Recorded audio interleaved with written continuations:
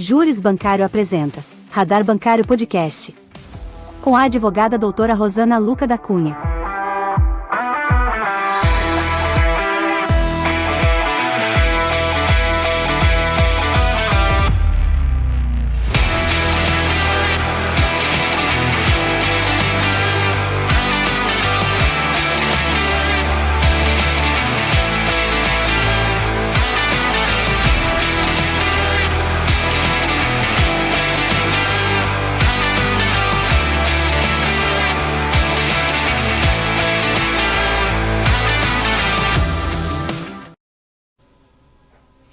Olá, eu sou Rosana Luca da Cunha e estamos aqui novamente com mais um Radar Bancário, aqui direto dos estúdios da TV Santa Maria, sob o patrocínio de Júris Bancário e da Cunha Advogados. Hoje nós vamos tratar de educação financeira, mas sem aquele discurso fácil de culpar o consumidor. Claro que planejamento importa, claro que ninguém deve gastar sem controle, mas existe uma pergunta anterior. Como exigir educação financeira perfeita de uma população que enfrenta juros altíssimos, contratos complexos e bancos que conhecem muito mais o jogo do que o cliente? Eles são os poderosos, o cliente é o frágil. No Brasil, muitas vezes, o problema não é só a falta de planilha, é excesso de juros, excesso de spread e falta de transparência. Vamos explicar já tudo isso para vocês. Hoje o nosso convidado é o Anderson Machado, muito prazer, é uma alegria te receber aqui, Anderson. E a Gisele, obrigada, e a Gisele vai ler o currículo, vai apresentar o nosso convidado para quem nos assiste. Olá, eu sou Gisele Guazina, bacharel em Direito, e vou apresentar o nosso convidado.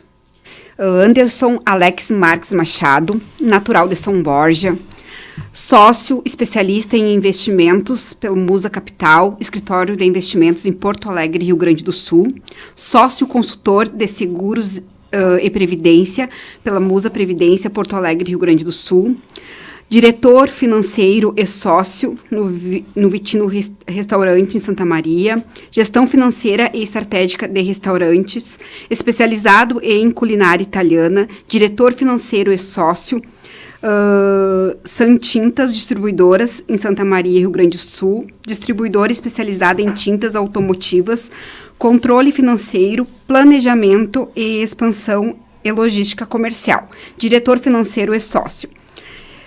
M Eventos, startup de tecnologia e negócios com IA em Santa Maria, Rio Grande do Sul, desenvolvimento de soluções em inteligência artificial aplicadas ao setor de eventos e negócios, responsável pela estratégia financeira e projeções de crescimento, profissional do mercado financeiro, especialista em investimento, com 20 anos de experiência na atuação estratégica em gestão de patrimônio, seguros de previdência, empresário com múltiplas frentes em diferentes segmentos, unindo expertise financeira com visão empreendedora.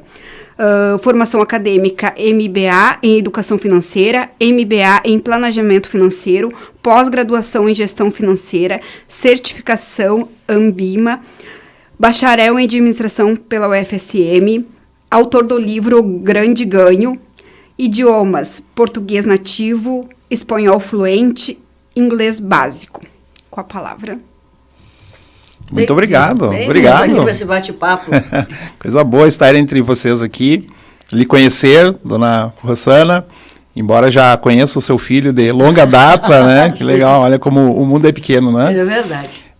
Mas é um prazer estar aqui com vocês, estar compartilhando e trocando ideias sobre mercado financeiro, juros, enfim, né? Nossa economia, Sim, que está ligada indiretamente com política também. Sim, enfim, não tem como desvencilhar, né? É sempre bom a gente trazer esses esclarecimentos para a sua audiência. Então tá, muito obrigada. E realmente nós temos aqui no Brasil esse problema dos juros muito altos, né? Se nós falarmos em Selic, que é a taxa que o Banco Central utiliza, a Selic hoje está em 14,5%, 14,50%. Já esteve mais alta e já esteve a 6%, a 8%, né, em outras épocas. Então é um valor elevadíssimo. Só que, quando nós vamos a população, as pessoas, o empresário, o investidor, enfim, vai fazer um empréstimo, por exemplo, vai utilizar um cartão de crédito, ele não vai pagar 14,5% ao ano, conforme o cartão paga ao mês, capitalizado mensalmente, o que vai nos dar uns 700% ou mais ao ano, né? Ele paga muito mais que isso, e isso é um problemão, né? Sim, juros altos é significado de falta de credibilidade, principalmente quando o governo gasta muito. Se a gente trouxer isso para a nossa realidade, se a gente gasta mais do que ganha, o que acontece? Eu vou ter que tomar dinheiro emprestado para cobrir essa conta, porque saldo negativo não existe, o dinheiro negativo não existe, eu vou ter que cobrir essa conta com alguma coisa. E aí eu começo a tomar dinheiro emprestado. E se a gente for para o governo, né, o governo gastando mais do que arrecada, ele precisa ainda mostrar que ele precisa tomar dinheiro emprestado, só que esse custo do dinheiro emprestado acaba sendo mais alto. E isso reflete aonde? Na população, porque vai pagar juros mais altos, se vai financiar casa própria, vai pagar mais alto. Hoje um imóvel se vai financiar em 15 anos, vai se pagar 3, 4 imóveis, justamente por essa questão de juros altos. Por quê? Juros altos é o que vai atrair o investidor estrangeiro, ele olha, poxa, deixa eu ver o risco Brasil aqui. A 14 me interessa, ele vai investir aqui. Se começa a cair muito a taxa, o investidor pode olhar, não me interessa, e ele sai daqui. E ele sai daqui em quê? Em dólar, porque ele é investidor estrangeiro. Dólar aumenta, preço de tudo aumenta, inflação dispara. Então isso é o problema, né? E sim, o juros já esteve muito mais baixo. Na época da pandemia ele chegou a 2%. Sim. E isso sim, era um juro muito baixo que estava fora da realidade do Brasil, mas era um cenário diferente. Era um cenário de pandemia, onde precisava estimular a economia. Mas o que aconteceu? Ninguém queria deixar o dinheiro em banco, porque rendendo 2% ao ano era muito pouco. E aí começaram a utilizar. Só que quando o consumo aumenta muito, e as empresas não conseguem dar conta da demanda, ou seja, as pessoas estão procurando muitos produtos, começa a faltar produto e, logicamente, o preço sobe. E aí o nome disso, inflação. Que é a perda de poder aquisitivo, né, do nosso dinheiro. E aí é que é a parte ruim da coisa, né? Eu lembro do tempo que nós tínhamos uma inflação de 80% ao mês, né? Ali sim. Foi, se não me engano, 86, por aí. E os preços variavam várias vezes ao dia. Ao dia, né? Tinha as maquininhas dos mercados. Sempre. A Tec-Tec era direto do mercado. Sim. E é realmente um problema grande. E outro problema dos juros altos, o juro é alto porque o governo gasta mais que arrecada, e realmente gasta muito. Mas o juro alto também aumenta a nossa dívida pública interna. Sim, a dívida pública o governo, para tomar esse dinheiro, né, ele tem que lançar títulos. E esse título ele não fica atrativo se for com juro baixo. Então ele precisa pagar mais. E isso ele está pegando dinheiro agora para pagar lá na frente. Sim. Então essa conta ele vai ter e por isso que ele cobra juros altos. E como que é controlada essa taxa de juros? Baixou agora, esteve em 15, como você falou, e agora está em 14. Mas olhando a inflação futura, poxa, eu baixei assim, mas será que a inflação futura está correspondendo? Ela está recuando? E agora a gente chama de abrir a curva de juros começou a abrir, ou seja, está dando sinal que lá no futuro a inflação vai aumentar. E como se resolve esse problema? É só controlando através de juros altos, ou seja, passando esse custo para a população? Não, se resolve lá atrás, ou seja, gastando menos do que arrecada. E infelizmente, nesse atual governo, a gente não vê política futura de redução de gastos, muito ao contrário. Agora, ano eleitoral, os gastos aumentando cada vez mais, o governo abrindo as torneiras, ou seja, jogando dinheiro, e essa conta vai vir. Já está vindo agora, em função de juros altos, e eu acredito assim que se não houver uma política de controle de gastos públicos, tende a piorar essa questão de juros aí, e infelizmente para o consumo reduz, e afeta todos os setores. Né? Gera inadimplência, né? Também. Falências, a gente costuma dizer, mas na realidade quebras, dificuldades financeiras enormes, as empresas param de investir, param de contratar, vem demissão. Exato. É um problema sério. A gente vê isso na realidade, por exemplo, onde mais afeta os financiamentos? Imóveis, financiamento de veículos e imóveis, que é onde mais o pessoal financia, né? A gente vê que a oferta é maior que a procura. Então hoje, se a gente sai em Santa Maria, não precisa ir muito longe, sai em Santa Maria. Quantos imóveis em oferta? Quantos imóveis para vender, para alugar? E aí o que acontece? O preço vai baixando, vai caindo. E aí não gira a economia, porque o pessoal olha, não, mas esse preço deixa o meu dinheiro investido aqui que está pagando bem. Sim, ele vê que o investimento não dá um retorno imediato. Por outro lado, para quem tem dinheiro, adquirir um imóvel hoje está muito bom, porque consegue barganhar, né? Quem tem para comprar à vista. E tem imóveis muito altos. Eu costumo dizer que em Santa Maria, aqui no Rio Grande do Sul, onde nós gravamos o programa, aqui o pessoal tem uma teoria, uma ilusão, não entendo isso, que querem enriquecer com aluguel. Né? Cobram os aluguéis estratosféricos, uma coisa absurda, e querem ganhar com isso. E o que acontece? Quem conhece Santa Maria sabe, quem não conhece, a gente vai explicar. Você sai pelo centro, o que tem de imóveis para alugar. Tem um que é festival de placa, aluga, se vende, se faz qualquer negócio, né? Agora, se a gente for conversar com o proprietário para reduzir imóveis que estão, às vezes, há 2, 3 anos fechados, eles não reduzem, porque um dia eu vou alugar, porque um dia eu vou vender. E aí que eu fico pensando, mas o que passa na cabeça dessa gente? Eles não contabilizam que, enquanto isso, estão pagando impostos, tem que ter a manutenção. Eu não tenho um grande conhecimento, mas eu acho que tem que se calcular todo o custo-benefício. Parece que eles não calculam, né? Sim, esses dias eu estava... Fazia um tempo que eu não ia aqui no Calçadão. E a gente estranha, né? Porque o que era o Calçadão de Santa Maria há 10 anos atrás, há 12 anos atrás, um movimento, as lojas, hoje os lojistas diminuíram, já tem muita coisa para alugar. Online, né? Fazendo não se vê mais o comércio, enfim. E o imóvel, sim, o imóvel é um investimento, ele é um investimento alternativo. Porém, o imóvel, quando a gente compra o imóvel, o aluguel, ele é só vamos dizer assim, o aluguel é só um prêmio que a gente recebe, porque o interesse ao comprar o imóvel para quem é investidor é que o imóvel valorize. E o imóvel ele precisa valorizar mais do que a inflação. Né? Isso, infelizmente, não tem acontecido no Brasil nos últimos anos, justamente por questão de juro alto. E o juro alto não estimula o financiamento do imóvel, fica muito caro, aí a oferta de imóveis aumenta em relação à procura, o preço cai. E esses dias eu estava até assistindo um estudo de uma pessoa que é especialista nisso. Então ela pegou os últimos 10 anos da questão do imóvel. O imóvel que sempre acompanhou a inflação, sempre era uma boa forma de investimento, não olhando o aluguel, porque o aluguel no macro, se a gente vai ver, é o plus ali que, se a gente for comparar o aluguel, paga 0,4, 0,3, comparado com a taxa de juros de 1,2 aí, é pouco, mas a valorização dele não, ela é uma valorização boa. Então, claro, existem momentos certos para comprar, para quem é investidor conhece isso. Como você falou hoje, para quem tem dinheiro comprar imóvel, ele tem muito poder de barganha, vamos dizer assim.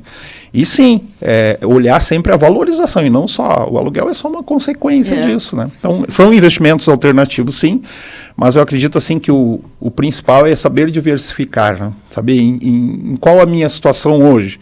O imóvel é algo que eu quero para daqui a 2 anos, 3 anos, ou é algo que eu não tenho pressa, né? Então, às vezes é isso, porque se eu compro um imóvel errado, deixo todo o meu patrimônio imobilizado em imóvel, eu não tenho depois uma reserva, e aí quando eu for precisar de valor, eu vou ter que acabar vendendo o imóvel a qualquer preço. E não vende rápido. E aí vem o erro, assim. Exatamente, aí vem o erro. Então, o imóvel é investimento, faz parte, eu acredito que faz parte da cultura do brasileiro, de querer ter a primeira casa, o primeiro apartamento, a casa própria. Os pais ensinando, tem que ter a casa própria. Exato. Mas tem que ter noção também que hoje, para pagar uma parcela, né, não é só olhar se cabe no bolso, é quantas vezes um imóvel eu vou pagar. Exatamente. Claro que existem ferramentas de planejamento financeiro. Eu atendo muitas famílias em todas as fases. Tem família que está começando agora, que está médico recém-formado, como médicos que já estão em plena carreira. E cada fase é uma fase, e por isso que investimentos é algo muito pessoal.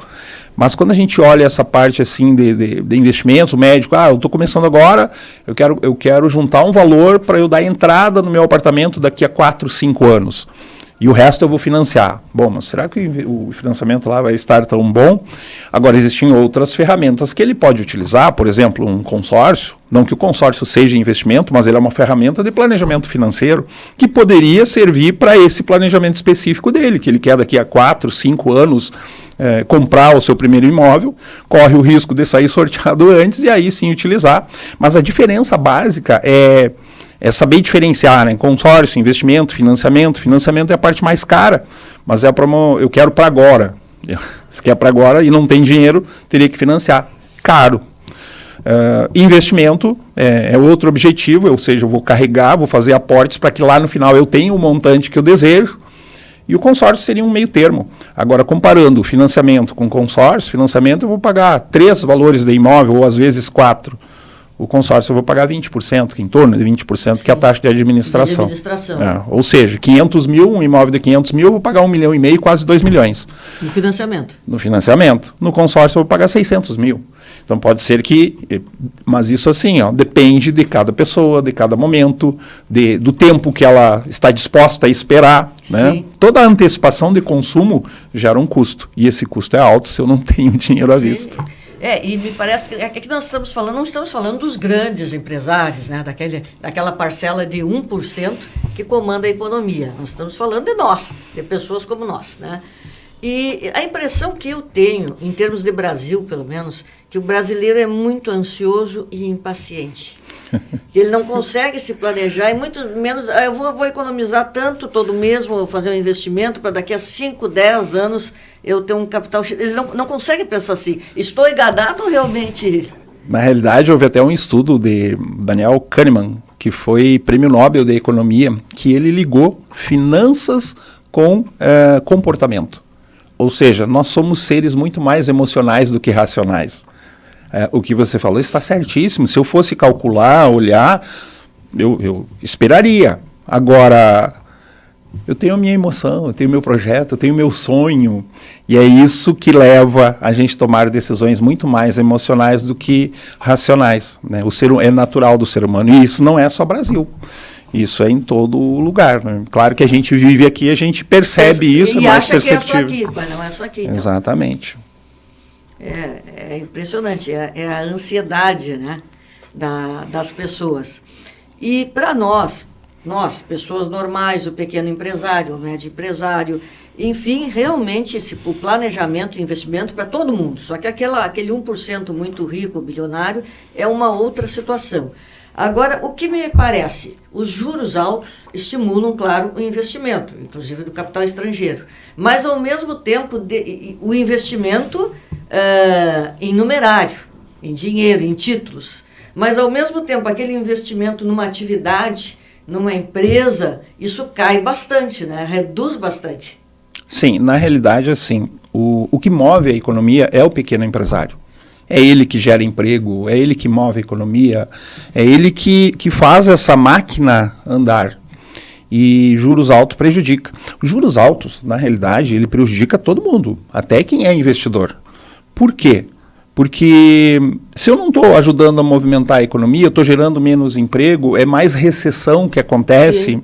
E quando a gente fala em investimentos, né, a gente pensa a renda fixa só como juros. Mas renda fixa não é só juros. Tem juros, tem inflação, tem pré-fixado. Então, se eu vejo que existe uma possibilidade da inflação disparar, então eu saio dos juros e eu venho para a inflação. Certo? Então, o investidor, que é aquele que sabe, não gasta mais do que ganha, vamos dizer assim, e essa diferença ele investe, né, não guarda, né, porque hoje só guardar não basta, né. Sim. Não teria problema eu jogar o meu dinheiro embaixo do colchão se os preços não subissem, mas os preços sobem, em nome disso é inflação. Então, eu acredito assim que juros altos ele é ruim para todo mundo. Claro, nós estamos numa situação de mundial, né, de pressão sobre juros, depressão sobre inflação, porque um cenário de guerra que a gente tem vivendo na Ucrânia, Rússia, Estados Unidos, Irã, tudo isso faz com que a escassez dos produtos aconteça. Por exemplo, agora estava vendo a notícia que bloquearam de novo lá o canal onde passa o petróleo. Sim, os músicos. Perfeito. Então, é menos oferta de petróleo. Então, força o preço a subir. Combustível, aí a gente vai vendo a escala do que isso acontece, né? Então interfere aonde? No preço do combustível. E o preço do combustível interfere em toda a cadeia. Por isso, mais que o governo até retirou impostos e tudo para reduzir, mas ele não pode intervir no preço internacional, né? Exato. Então a inflação é forçada a subir, e aí para manter a inflação é só com juros altos. certo? Mas, claro, isso é o efeito macro, mas em nossa economia é a questão dos gastos públicos. Se eu consigo gastar menos do que arrecado, logicamente eu formo um fundo, e formando esse fundo eu fico preparado para essas situações atípicas de juro mundial, inflação mundial alta. Me parece que a Noruega, acho que é a Noruega, não sei qual país, que tem um planejamento assim que eles investem, é impressionante, eles têm um investimento enorme, é um país que a Noruega, se não me engano, nós tivemos, eu sou do Rotary, nós tivemos um intercambista norueguês, né? Em toda a Noruega tinha, se não me engano, 25 escolas particulares. O resto era tudo público, era saúde, é tudo de primeira qualidade. Mas o governo tem muito dinheiro em caixa. Sim, então, isso são exemplos, né? Eu vi até nas redes sociais, antes do jogo do Brasil, a Noruega já ganhou no Brasil, e aí colocaram os comparativos de números, né, em termos de administração, em termos de a riqueza da população, o PIB, né? Então a nossa dívida está chegando a quase 100%, né? Ou seja, quer dizer que cada brasileiro está mais endividado do que... Já nasce devendo, diferente de lá. Da Noruega, de outros países, né? Exato. E uma coisa, agora nós estamos falando em dívida pública, que falam, mas claro, o Poder Executivo sozinho não tem como fazer, o Poder Legislativo são vários lá e a maioria pensa diferente. O orçamento secreto, essas emendas parlamentares, isso é um problemão, eu acho uma vergonha isso. Quer dizer, uma fortuna na mão de deputados, de senadores, que eles investem e não prestam contas. Claro que tem muitos investimentos, a gente aqui em Santa Maria sabe que foi feito na perimetral da cidade, né? E que foi investimento público do parlamentar. Agora, tem muitos, a gente não sabe para onde vai isso aí. Isso é um ralo. Eu entendo que tinha que ter um limite, mas quem teria que impor o limite é quem usa esse valor e não quer limites, né? A política, historicamente no Brasil, e isso não é algo que está acontecendo agora, se a gente for voltar lá na época de Getúlio, já existia isso. Ou seja, políticas muito protecionistas, gastos excessivos do governo, e que essa conta ela vai vir para a população, vai vir para o empresário, forçando pagar mais impostos, e aí se paga mais impostos e o consumo não corresponde, ele vai reduzir, vai gerar menos emprego.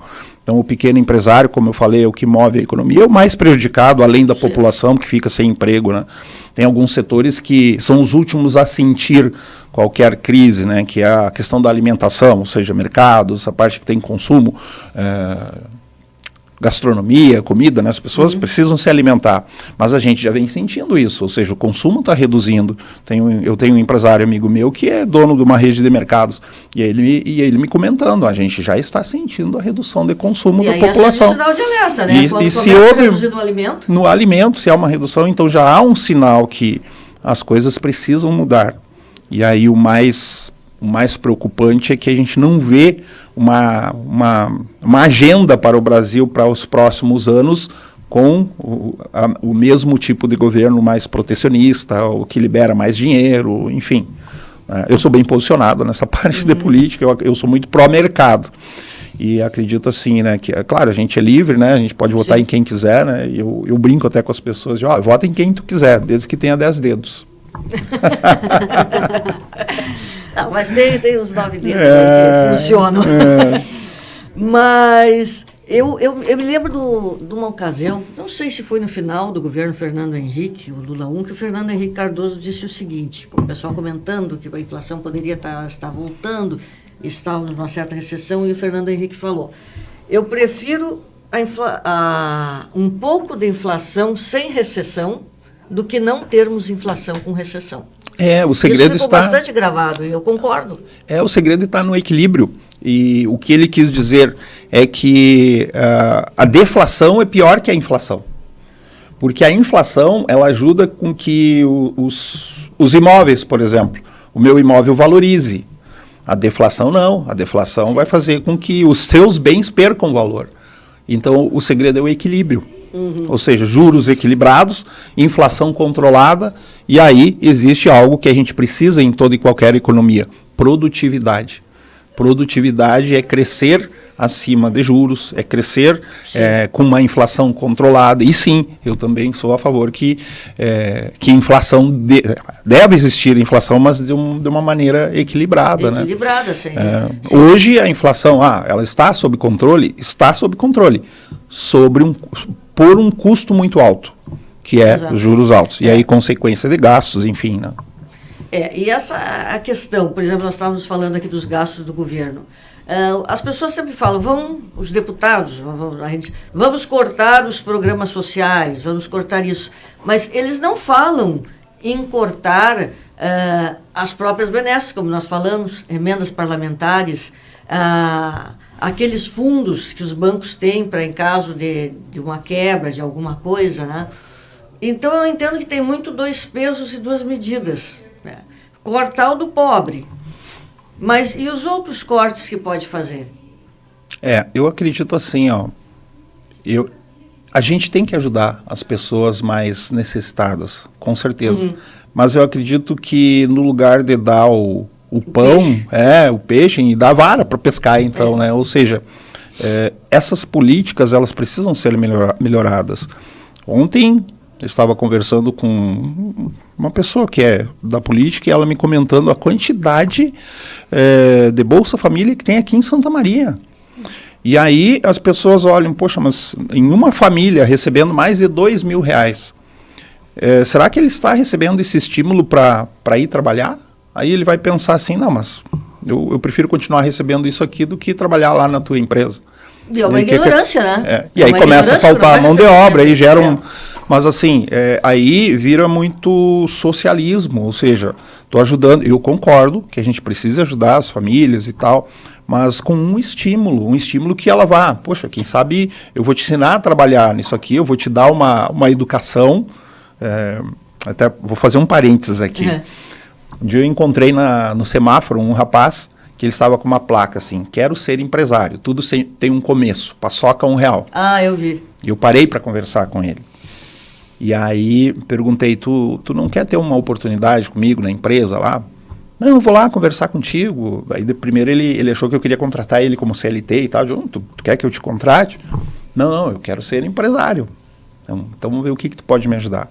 Ele me surpreendeu, uma pessoa extremamente educada, uma pessoa que me ajudou no restaurante, porque ele deu ideias e a gente estava numa fase de premiação, que era o cliente, se era bem atendido, para votar. Então a gente fez uma plaquinha com QR Code, ele ia acompanhando a pessoa desde a entrada, ele cuidava do estacionamento lá, desde a entrada, para entrar no restaurante, quando saía ele perguntava, foi bem atendido, não foi? Se a pessoa foi bem atendida, ele já pedia para fazer a avaliação, e aí nós tivemos 3 anos consecutivos, melhor prêmio do TripAdvisor. E quando a pessoa não tinha sido bem atendida, ele tinha uma planilha e colocava ali o porquê que a pessoa não foi bem atendida e tal, né? Então, existem pessoas... Visão de empresário, né? Com visão de trabalho, de produzir. Isso é produtividade, né? A pessoa saber, não, eu tenho que ter a visão do dono. É se preocupar, poxa, se tem pessoas aqui, elas não vieram aqui só para jantar, elas vieram aqui para passar por uma experiência. E essa experiência precisa ser boa, porque se ela não for boa, a pessoa não volta mais. Não volta mais. Ela vai para outro lugar. Não voltou, exatamente. Volta, né? Essa visão... E aí, tendo uma pessoa que pergunte, que a pessoa já vai responder na hora... Essa visão poucas pessoas têm, né? Sim. Porque a gente analisa o comércio de Santa Maria, eu também tenho um comércio, um pequeno comércio, e dia de Bolsa Família é o dia de mais movimento para nós. Só que o que acontece? Não é para algo para se alimentar, eles vão lá na bebida, na cerveja, daí vem aquele AOE, né, na Rio Branco. Hoje saiu a bolsa, e aí vão comprar coisas que não deveria ser. E não trabalham, ficam na rua o dia inteiro, né? Então, isso é bem complicado. E, em tese, o Bolsa Família não seria para comprar bebidas alcoólicas. Mas quem é que vai fiscalizar? Ninguém fiscaliza. Quem é que vai controlar? E é a falta da educação de quem recebe também. Tem muito aproveitador, claro que tem. A maioria, eu digo, do pessoal que recebe é gente séria, gente honesta, que precisa. E eu já vi entrevistas de pessoas felizes da vida dizendo, eu tinha Bolsa Família, mas não preciso mais. Arrumei um bom emprego e tenho como me manter. Agora, aquele que quer se aproveitar, e nós tivemos, há muitos anos atrás, casos de gente que era vereador recebendo Bolsa Família, fraudando, é fraude, mas não tem fiscalização, né? Sim. E eles esquecem que, se não me engano, é até os filhos terem 14 anos, né? É muito limitado aquilo, aí vai ter um monte de filho, como é que vai manter? Eu lembro do tempo do governo militar, da ditadura militar, que o governo, cada mulher que tivesse um bebê, ganhasse, dava um salário mínimo, e a intenção era boa, para ajudar no enxoval, para manter naqueles primeiros dias. É um salário uma vez e nunca mais. Pois havia mulheres que engravidavam só para ganhar aquilo ali e sequer não se davam conta que ia ser uma vez. E o resto da vida, como é que ia ser? Sim. Bom, eu venho de uma família humilde, né? E quando eu vim para cá, vim para estudar e tal, eu sempre estudei em escola pública. Então, a maneira que eu sempre encontrei de retribuir tudo que eu recebi, teoricamente de maneira gratuita, que foi nas escolas públicas, estudei na Universidade Federal, peguei uma época ali que o nosso curso de administração vinha de 6 anos seguidos de conceito A, então peguei professores excelentes, assim, olha, a maneira que eu achei para contribuir é distribuir educação financeira por tudo onde eu posso, e quando as pessoas me convidam, eu vou, falo, não cobro nada para falar. Já fui convidado faz 2 anos consecutivos para abrir ali no Tiradentes, abrir a escola, falar uma palestra sobre educação financeira, e eu acredito que tudo tem que começar lá na base. Ou seja, educação financeira é desde o início. Deveria ser dada às escolas, né? Exato. E aí vem as partes assim, e eu comecei falando isso porque eu acredito no Brasil, acredito que tem solução, sim, porque nós somos um povo que, acima de tudo, a gente tem uma cultura de se esforçar, de se empenhar e tal. Então, eu acredito que seja mais o conhecimento, a gente ensinar educação financeira. Já tem projetos de educação financeira nas escolas, algumas já estão tendo. Ótimo. Então, esses são pontos positivos e essas são as políticas que a gente precisa estimular. E a gente não pode esperar só que o governo tem que fazer, nós também temos que fazer a nossa parte. Sim. Ou seja, discordar do que está errado, cobrar, principalmente através vamos dizer, do voto e das pessoas que são mais próximas de nós, que a gente vai votar, cobrar que tenham políticas para o Brasil vamos fazer uma agenda para o Brasil nos próximos 5, nos próximos 10 anos. E que tenha continuidade, independente de que se o eleito, o reeleito for da oposição ao governo anterior. E essa mentalidade não existe também. Então, nós somos um país rico, nós temos pessoas que são pessoas que estão propensas ao trabalho e a aprender.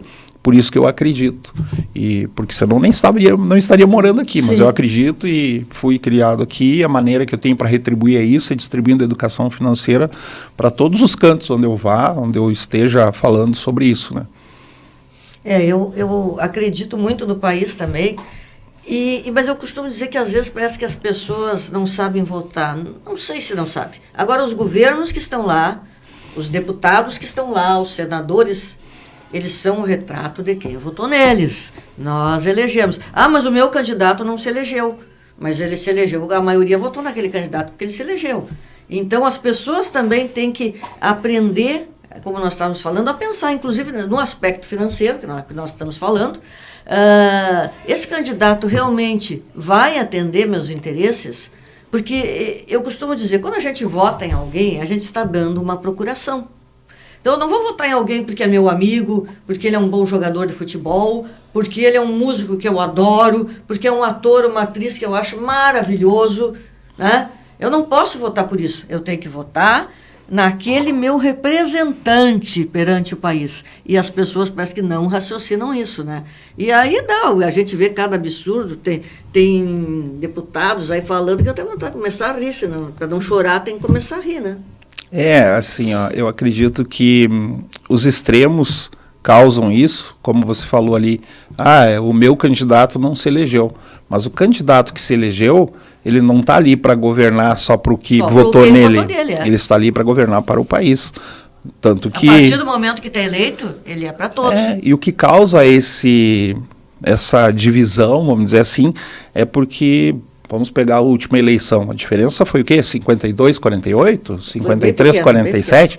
Então, a gente pode se dizer que quase a metade da população não votou no último presidente, mas ele precisa governar para todos, Sim. não só para a parte que votou nele, né? Exatamente. Então, acredito que isso cause esses rompimentos, fanatismos, brigas por política e não olha para uma agenda futura do país, Exatamente. que é o que mais interessa, ou seja, vamos cuidar aqui, primeiro vamos fazer a nossa parte, cuidar das nossas contas, gastar menos do que a gente arrecada, não vamos abrir tantas torneiras aí, vamos administrar melhor. Saiu agora, a Receita divulgou os maiores salários declarados, né? Funcionalismo público, os maiores salários, ou seja, esse custo da máquina... A maioria aposto que no judiciário. Está muito alta essa máquina pública aí.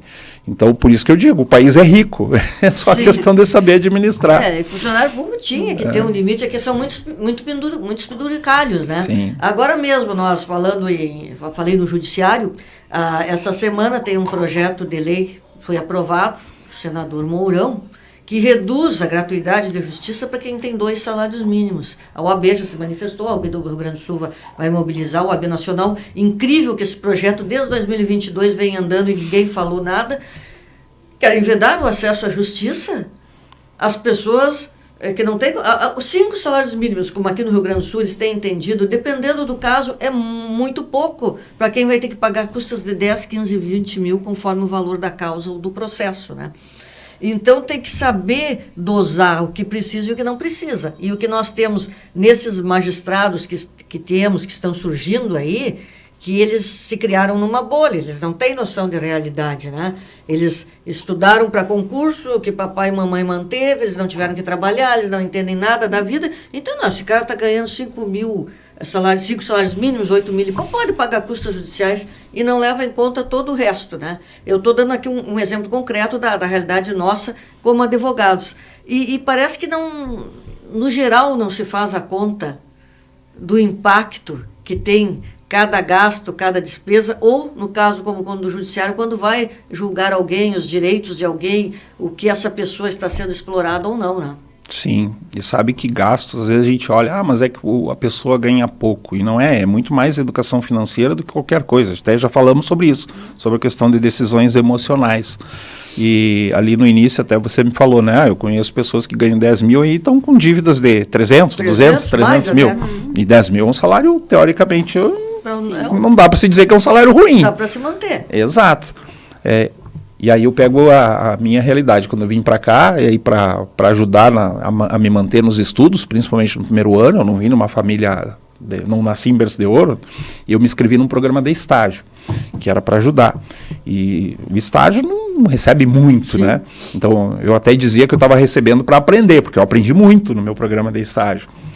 Mas tudo que eu recebia, eu nunca gastei tudo.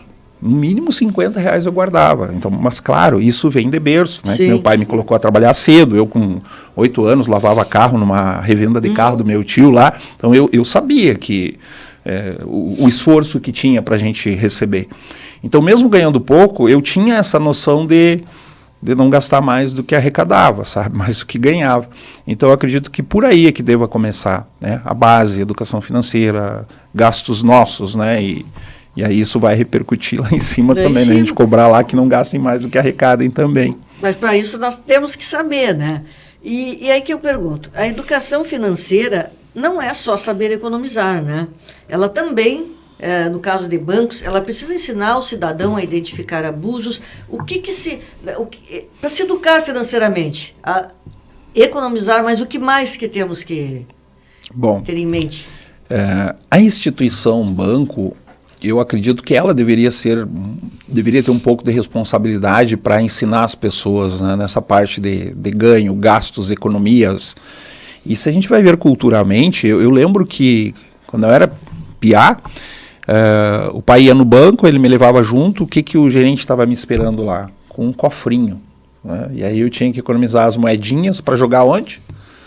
No cofrinho, na poupança, ou seja, o pior investimento que existe. Então, olha como já começa lá, culturalmente, implementar na ideia, tanto que hoje a maioria dos brasileiros investe em poupança, né? Um dos piores produtos que existem. Sim, a rentabilidade mais baixa que tem. Exato, então às vezes eles são assim, iludidos com a falsa, mas é isento de imposto de renda, mas quem me diz que só a isenção é algo bom?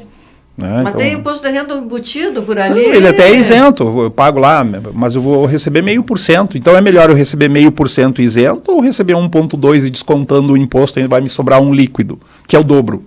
Então essas coisas assim, ou seja, saber diferenciar o que é bom, o que não é bom, o que é investimento, o que não é investimento, que também, às vezes as pessoas são enganadas, vamos dizer assim, por não saber, por não conhecer. Tem um investimento aqui para ti, um título de capitalização. Título de capitalização não é investimento, começando por aí. Investimento é aquilo que, quando eu estou colocando dinheiro, eu vou receber meu dinheiro de volta e mais algo em cima. Quando eu compro um título de capitalização, X% vai para uma aplicação e o restante vai para um sorteio.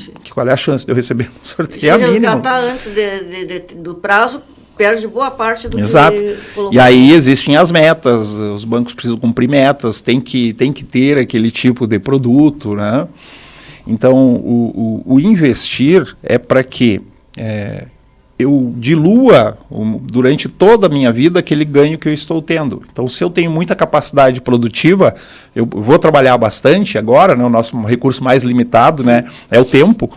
Então, agora eu tenho muita capacidade produtiva, eu não posso ganhar mais, eu tenho que guardar um pouco lá para que no meu futuro, quando eu me der um luxo de trabalhar menos, eu tenha uma renda, eu tenho um recurso, um complemento daquilo que eu ganho. Então esse é o segredo. Se a pessoa entende isso, não, mas peraí, eu vou me abster de desejos de agora para jogar lá para frente. Esse é o desafio, né? E aí começa pela emoção, porque a gente, né? E aí proteger o poder de compra. O que é o proteger o poder de compra? Como eu falei, não teria problema isso que eu ganho eu guardar, colocar embaixo do colchão ou colocar numa poupança, né? Se os preços não subissem, mas os preços sobem. Eu faço até um exercício, né? Imagina que há 12 anos atrás você tinha R$1.000 e colocou embaixo do colchão. Vai lá hoje, está ali os R$1.000. Agora, se há 12 anos atrás você tivesse pego esses R$1.000 e comprado em dólar, o dólar na época estava em 50, então teria comprado ali em torno de $550, fazendo cálculos bem redondos. Vou lá hoje, está lá meus $550, trazendo para reais, estamos falando de quase R$3.000. Então eu posso pensar, poxa, quer dizer que em 12 anos multipliquei meu patrimônio por 3? Não, eu apenas mantive o poder de compra do meu dinheiro. O que eu quero dizer com isso? Que os R$3.000 de hoje, eu comprava as mesmas coisas que eu compro com 1.000 de 12 anos atrás. Ou os R$1.000 de hoje equivale a R$280, R$300. Por isso saber investir, por isso saber como eu posso cuidar do meu futuro de uma maneira inteligente, que eu possa diversificar, que eu possa ter um pouco dolarizado, e aí vem né? E que eu possa ter o meu imóvel, o meu sonho, tudo, mas eu posso ter esses equilíbrios. Com consciência de gasto, né? Porque o banco vende dinheiro. Eles querem ter lucro, né? E nós já dissemos no outro programa, e eu repito sempre isso aí, o banco não tem alma. Não tem. E o gerente tem metas a cumprir. Ele pode até ser teu amigo, mas ele tem que prestar contas, quem paga o salário dele, que ele sustenta a família dele, é o banqueiro, né? Então ele vai sempre procurar o melhor para o banco. E se a pessoa não pensar, não raciocinar, ela vai ter prejuízo sempre. Tá? Porque o pessoal chega lá, quanto é a prestação aí? Eu vou pegar R$20.000 emprestado, vou pagar R$200 por mês, tá bom, serve. Mas ele não faz o cálculo do que quanto esses 20 mil vão ser 60, 70 mil, vão ser muito mais, sem contar o que vai pagando mensalmente, que se tivesse investindo numa poupança que rendia mais, né? As pessoas não calculam isso e ficam extremamente endividadas. Claro que a culpa do endividamento, nós não podemos falar que seja só do cidadão, né? Porque dessa questão de juros altos e tudo, há uma inflação pequena, mas há. Mas realmente as pessoas não sabem identificar o que é bom, o que não é, o que é saudável, o que não é. Tá? Como nós poderíamos falar isso para uma pessoa que ganha 1, 2 salários mínimos? Eu acredito assim, não é a questão de quanto ganha, mas a questão dela ter essa apresentação desde sempre, né? O que é uma educação financeira? Como a gente falou, né? Faltou isso nas escolas. O mais próximo que eu tive de educação financeira no primeiro e segundo grau, né? Agora não sei como é que é o nome, mas quando eu estudava era primeiro e segundo grau. Hoje em dia já não sei. O mais próximo que eu tive foi técnicas comerciais, que daí ensinava juros, essas coisas assim. E eu fiz faculdade de administração, mas a faculdade de administração, ela ajudava a cuidar do dinheiro das empresas, orçamento empresarial, mas orçamento pessoal nunca. Eu fui aprender fazendo as minhas pós em educação financeira, planejamento financeiro. Estou fazendo agora uma certificação de CFP, que é Planejamento Financeiro Internacional, ou seja, tem um reconhecimento em todo o mundo, ou seja, a gente sabe o padrão de atendimento, né? Ou seja, entender a família. O investimento é só uma parte, mas entender o futuro da família como um todo, a gente chama de planejamento 360, exige um conhecimento, né? Então, eu acho que essa parte, assim, tem que começar nas escolas, tem que começar pelas escolas, pegar pessoas que estejam dispostas a ajudar. Né? Como eu falo, eu não cobro nada para fazer isso, adoro fazer isso. Eu quero, quanto mais pessoas eu conseguir disseminar a educação financeira, é um meu propósito. Então, achar pessoas com propósito, cobrar políticas que tenha nas escolas públicas, educação financeira, para que a gente mude esses números atuais que mostram 90% da população endividada, que é ruim. E hoje em dia é muito pouco falado, né, na educação financeira. A gente não ouve falar. Sim. As pessoas, né, como a doutora falou ali, é R$200 por mês. Tá bom. Mas pagam, né, 2, 3 vezes mais. Exato. Eu venho do interior de Formigueiro e eu me criei assim, a mãe vendendo queijo para me manter, para mim vir para cá estudar. E eu lembro que o meu avô também era bem rígido e ele dizia: minha filha, se tu não tem dinheiro, tu não compra. Não tem isso de parcelar.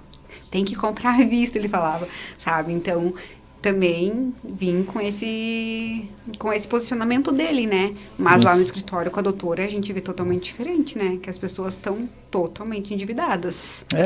E o crédito é o antecipar o consumo, certo? Então, por exemplo, se eu fiz um crédito agora, vamos dizer que a minha prestação seja R$500, que eu vou começar a pagar a partir do mês que vem, o mês que vem, o meu salário, eu vou reduzir meu consumo em R$500.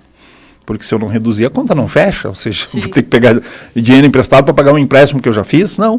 Então, antecipação de consumo significa redução futura de consumo, certo? E aí não há produtividade, aí começa a recessão. Então, olha a cadeia que se forma em cima disso. E enquanto se investe em títulos, falamos há pouco, não se está investindo em empresas que geram empregos e é recessão. É desemprego. Exato. Então, o juro alto para os bancos, o sistema financeiro é ótimo. O lucro que eles têm, a lucratividade. Mas tem o Bacen para regular. É lobo cuidando de ovelha. Bacen, independente ou não, tenha sido o presidente Bolsonaro que nomeou um presidente do Banco Central, seja o presidente Lula que nomeou outro presidente, eles são ligados ao mercado financeiro, a bancos. É lobo cuidando de ovelha. O crédito, o banco, ele, em qualquer cenário, ele sempre vai ganhar dinheiro, porque tem o spread. O spread que deveria a diferença, ser de 20%, mas não é. O que é o spread, para falar de uma maneira muito mais simples, né? Então, o banco, você coloca o dinheiro no banco, ele vai te pagar um X, e aí vai pegar o teu dinheiro e vai emprestar para o teu vizinho a 3X, 4X. Então, essa é a diferença que é spread, ou seja, a diferença de quanto o banco ganha. E a venda. E claro, eu não quero ser aqui um crítico de financiamento e nada, porque existem dívidas boas. Não posso falar que só dívida, tudo é ruim, né? Então, vai investir num negócio que vai dar lucro, vale Exatamente. a pena. Então, vamos dizer que eu tive um juro subsidiado para minha empresa, onde eu vou pagar ali, exemplo, 1% ao mês. E a minha empresa gera emprego e gera tal, e o meu lucro é 3%, 4%. Então, se o meu lucro é maior do que o preço que eu estou pegando, eu estou sim, claro, alavancando um pouco o meu negócio, mas eu estou fazendo com que esse dinheiro multiplique. Então, essa é a dívida boa. Dívida ruim, vamos pegar mais para a população, dívida de consumo. Eu comprar a TV em X vezes, eu ter o meu sonho do meu carro e financiar em X vezes, que eu vou pagar 2 carros, e essa é a dívida ruim, né? Desde que o carro não seja para trabalho, né? Claro que existe agora tem muita gente usando aplicativo e trabalhando com aplicativo, né? Então está comprando o carro, mas para gerar dinheiro, né? Então aí a gente chama que é um ativo que ele tem, não um passivo. Então, às vezes, um próprio bem pode ser ativo ou pode ser passivo. A casa que eu tenho, que eu moro, é o passivo, porque ela me traz gastos, ela me traz Agora, se eu pego a casa e eu alugo, ela se transforma num ativo. O carro também é assim, né? Então, existem ativos e passivos. Mas a dívida ruim é essa, é aquela dívida de consumo. A dívida boa é aquela que eu estou pegando um valor, mas eu vou multiplicar, esse valor vai me trazer mais retorno, né? E aí entra isso, mas com o juro alto existe esse incentivo? Muito pouco. Muito pouco. Aí nós podemos falar para o empresariado. O empresariado pode conseguir em bancos de BNDES, BRDE. Vocês já tentaram conseguir dinheiro do BNDES, BRDE, o pequeno, o médio? É dificílimo. É burocrático. É quase impossível. É só para quem tem muito dinheiro. Muito mesmo. Mas nós já estamos aqui nos encaminhando, o tempo passa rápido, né? Passa rápido. Nos encaminhando para o nosso final, o encerramento do nosso podcast de hoje. Então, o que o nosso convidado tem? Que também escreveu um livro, né? Sim. Um Grande Ganho. O que tem de deixar de recado para quem nos assiste? Esse livro aqui que eu escrevi em uma fase da minha vida, eu acredito que se eu fosse reescrever ele, eu já mudaria muitas coisas aqui. Mas a história, a essência fica. Então, ou seja, aqui tem um pouco de mim, tem um pouco do mercado financeiro, e aí o nome, né, o título, Grande Ganho. Onde é que está o grande ganho? O grande ganho, ele não está no dinheiro. E quem lê, depois percebe o que eu falo aqui, eu acredito que o grande ganho, ele está nos relacionamentos. Ou seja, a gente se cercar de pessoas que a gente possa contribuir de alguma maneira, receber contribuições, ou seja, aprender, e essa reciprocidade vai nos tornar pessoas melhores, pessoas mais felizes, que é o que mais importa, porque nós somos seres emocionais, e esse eu trouxe para você. Já está com uma dedicatória aqui. Muito obrigada. Que tem uma boa leitura, um livro eu simples de ler. Eu gosto muito de ler, sabe? Eu aprecio a leitura. Hoje em dia que está todo mundo nos e-book. Muito obrigada. Nos e-book, e assistindo e se instruindo pelo WhatsApp, como se as conversas de WhatsApp instruíssem alguém, e o pessoal esquece da leitura. Eu aprecio muito a leitura, porque quem lê aprende, e quem aprende sabe, consegue ter um pouco mais de controle da sua vida, inclusive na base financeira, né? Sim. Sem ter aquela dívida que não sabe nem quando começou, não sabe quanto era e só sabe que está devendo uma fortuna, né? Então, a educação, o conhecimento, a instrução é tudo. Isso é que é importantíssimo, né? E como tu disseste, é muito importante a gente aprender, e tem um poema da Cora Coralina que diz que a questão, um poema referente a Memórias de Aninha, que a gente é muito bom quando a gente aprende quando ensina. Nós ensinamos e também aprendemos. Isso é ótimo, e isso deve ser na vida para nós todos. Com certeza. Eu agradeço o convite, fiquei muito lisonjeado quando eu recebi o convite. Gostei mais ainda quando soube de quem você é mãe, né, uma pessoa que eu conheço há muito tempo. E uma mensagem que eu quero deixar para todos aqui que estão nos assistindo é que invistam, mas em conhecimento. Porque isso é algo que ninguém nunca vai tirar de nós e vai fazer com que a gente se torne cada vez pessoas melhores. Isso mesmo. Inclusive sabendo eleger nossos representantes, aí seja de que lado for, mas o melhor daquele lado. Que olhe principalmente para o Brasil. Para o Brasil, para o nosso país, que é maravilhoso, cheio de riquezas que são nossas e que nós não devemos entregar, mas nós devemos saber aproveitar e conduzir a gestão dessas riquezas. Muito obrigado. Obrigado a todos que nos assistem. E daqui a algumas semanas estamos de volta com mais um Radar Bancário. Júris Bancário apresenta Radar Bancário Podcast, com a advogada doutora Rosana Luca da Cunha.